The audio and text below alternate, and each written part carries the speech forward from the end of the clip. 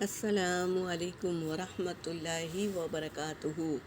اعوذ باللہ من الشیطان الرجیم، بسم اللہ الرحمن الرحیم، ربی زدنی علما۔ آج ہم جنت کا خزانہ لیں گے۔ حدیث پاک کا مفہوم ہے اور نبی صلی اللہ علیہ وسلم نے فرمایا، اے عبداللہ بن قیس، کیا میں تمہیں جنت کے خزانوں میں سے ایک خزانے کے متعلق نہ بتاؤں؟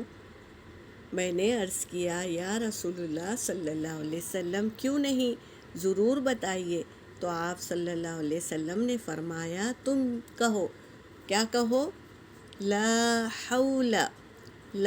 حول ولا قوت الا باللہ۔ ترجمہ کیا ہے؟ نہ گناہ سے بچنے کی ہمت ہے، نہ نیکی کرنے کی طاقت، اللہ کی توفیق سے ہے۔ یہ جو بھی ہے اللہ کی توفیق سے ہے۔